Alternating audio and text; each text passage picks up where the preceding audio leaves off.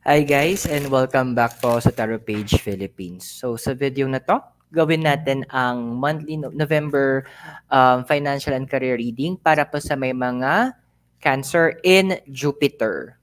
Kung hindi po kayo Cancer in Jupiter o hindi kayo sure if you are Cancer in Jupiter or nakita mo lang kasi Cancer siya at pinapanood mo, stop watching muna, click the link para malaman mo kung ano yung zodiac sign mo under Jupiter kasi hindi para sa itong reading na to. Okay? So, kung sure ka naman na this is your Jupiter sign, so tandaan po natin that the readings will be for guidance purposes. Use your free will wisely. At kung ano po, yan, if you're new, so click the subscribe button, bell notification, and like na rin po ng video natin. For Spellworks and private reading, message niyo po ako sa Facebook page ko. Link is in the description below. At sa mga gusto pong magkaroon ng access towards our exclusive videos like yung mga extended readings natin, you can click on the join button below at magiging priority rin kayo sa mga future live readings po natin. Now, kung for donation, you can send it via GCash Maya, numbers in the bottom of the screen, or you can click the thanks button. Tingnan natin muna yung overall energy mo for this month in terms of your finances and career. Okay. We have here the card of the world. Ayan. So the world kasi, it's, kung tama yung nalala ko, it's connected siya sa planet na Saturn yata. Hindi ako sure. Hindi ko na maalala. Anyway, so the world kasi is about completion eh. It's about the end of the cycle. So you can expect that the universe will in this November in terms of your finances, may mga i-end siya. Ano yung mga end niya? Yung mga mga add to cart mo na hindi naman na dapat. Na mga pinagkagastusan mo na hindi naman dapat pinagkakagastusan. Kasi this is a time of financial maturity na rin para sa iyo. Andoon na sinasabi ng cards na it's time that you have a financial education. So, sinasabi ng cards na it is time that you make yourself more matured in handling your finances. Andoon na mas maging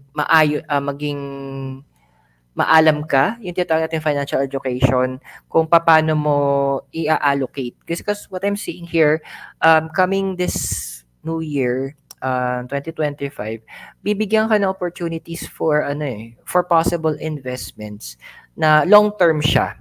And since nga na kung saan-saan mo nilalatag yung finances mo before, tsaka yung mga rason mo na yung deserve ko to, titigilan na ng universe. Kasi, yung point that you are compromising, hindi mo kinukuha yung long-term na blessings, parang ini-enjoy mo yung short-term blessings. It's something na gustong tanggalin ng universe in you. Because you deserve na, kasi yung short-term blessings, ano ba yung short-term blessings? Yung mga tipong kakain sa labas, bibili ng mahaling coffee, kasi nga deserve or reward sa sarili. So, those are temporary blessings temporary investment. Yung ino-offer ng universe is bigger than that. Kumbaga pang matagalan to, yung tipong pag na-acquire mo siya, siguro pwede natin compare na parang sangyup versus insurance. Parang ganyan. So, yung future mo ang i-build dito ng universe. Yung future mo ang aayusin, which is a very important thing kasi ang dami sa inyo, let's just say na hindi ganon naging maganda ang inyong finances or andoon na yung finances nyo is questionable na basta hindi nyo yun yung pinaka-theme eh.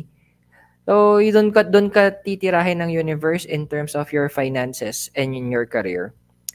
Now, let's check kung ano sinasabi ng darkness tsaka ng light sa'yo. Why darkness and light? Yin yang. Para balance tayo. Gagamitin natin ng dark mirror at work your light. So, tingnan natin. The darkness, ang message sa'yo, meron tayong perchance to dream and also triumph of lies. Okay. ang hirap makipag-work kapag madaming plastikada sa paligid. Ang hirap ng mag-excel kapag kahit na yung kahit anong gawin mo, hindi ka magiging, um, favorable sa mata nila.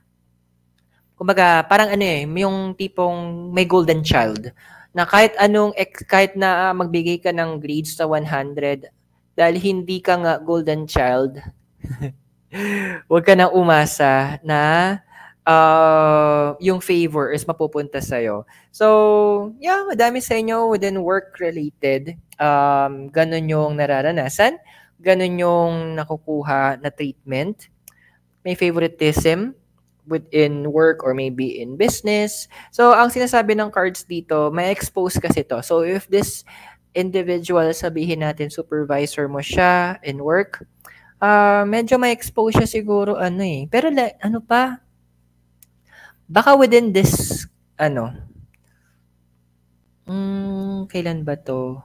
The exposition may happen. It's either onset ng 2025 or mga bandang October to.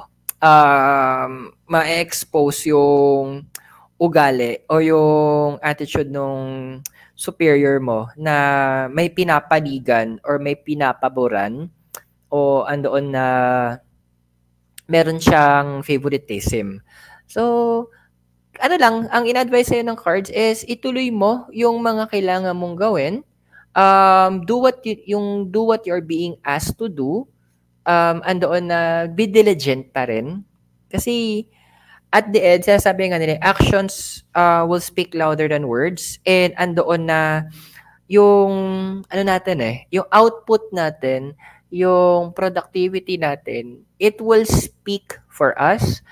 Andoon na yung kung ano yung maging outcome natin, yun yung magva-validate na naging maganda yung trabaho natin o naging maayos yung ating mga ginawa. So, hayaan mo muna sila. Karma is coming very soon for them. Now, Persons of Dreams, medyo when it comes to business and your career, mag-try ka na mag-explore in expanding if it's a business and not expanding yung business mo, ano yung mga nakikita mo opportunities. So, start reviewing yung mga bagay na yon. Kasi, by coming January to, may possibility na ma-fulfill mo or magawa mo or ma-open mo yung sarili mo doon sa mga possible positive na opportunities na parating. If it's a career, then it's time that you go ahead and expand mo yung knowledge mo, siguro sa people handling, sa product knowledge, kasi January din between January, February, or March, pwede ka magkaroon ng opening for a promotion and you could be considered. So, as early as now, i-build up mo na yung sarili mo para, kumbaga yun, alam nila that you are willing to go higher or meron kang desire para to be a better, to have a better opportunity in terms of your career. Tingnan natin anong main message ng light. So, meron tayong karmic relationships, Orion energy, polarity, soul growth, and conflict, and activated earth. Power places, ley lines, trust where you're led. Diba? Connected siya sa energy, sa total, yung main total energy mo, overall energy. So, karmic relationship, ito na yung yung I'm seeing here kasi na when it comes to finances ito actually sa promotion to tsaka sa business. Alam mo, huwag ka magtataka na may mga tao na bigla ka i-correct. They mean well. Maganda yung intention nila. Maganda yung gusto nila mangyari. They are saying it because andoon na nakikita nila you have the potential Minsan ikaw lang naman yung makulit na nagda-down sa sarili mo na sinasabi mong hindi mo kaya or you're not ready or ayaw mo. Actually, in reality, gusto mo naman talaga deep inside Kasi gusto mong meron kang mga gustong i-prove, hindi lang sa sarili mo, but also to other people na medyo minaliit ka. na kaya ko to, ako to, this is me, this is really is it, this is what I can do. Yun yung tema mo ngayon eh. Now, trust where you're led. Huwag ka rin magtataka na may mga bigla kang magkakaroon ng mga new connections or may mga tao na ipapakilala sa'yo who will be providing you the trainings, the knowledge that you need. And ang maganda dito kasi willing silang mag-share, willing sila na maging part ng journey mo. Ito yung mga true leaders talaga. So, even in your career, we are seeing here na talagang trainings eh. So, you might be siya, iti-train ka for a certain skill set. So, be sure that you are open towards it kasi this is your time to shine, to be honest. So, kailangan mo na mag-grow up. Medyo matagal ka na stock up dyan and ibigay mo na yung opportunity yan sa iba na naghahanap. At para ma-open mo yung opportunity na yan, kailangan mo munang umangat para mag-giveaway ka. Mabakante mo yon and you can go up and you need to go up for that matter. So I hope nakatulong yung reading sa'yo at tandaan yung readings there for guidance purposes. Use your free will wisely. Kung bago kayo sa channel, please click the subscribe button, bell notification, and give this video a like. At kung nais nyo po ng magpa-schedule ng private reading or spellworks, message me sa Facebook page ko. Link is in the description below. At sa mga nais po na magkaroon ng access sa ating mga exclusive videos like the extended readings and maging priority sa mga future na tarot, live tarot readings natin, click the join button sa baba. At for donations and support, you can click on the thanks button or GCash or Maya. Number is in the bottom of your screen. So maraming salamat sa iyo. God bless, Namaste, Hare Krishna, and blessed be. At naway magkita tayo very soon. Mula po dito sa Latinidad Benguet, kasama po si Mikay Noodles. Have a great day and keep safe. Bye!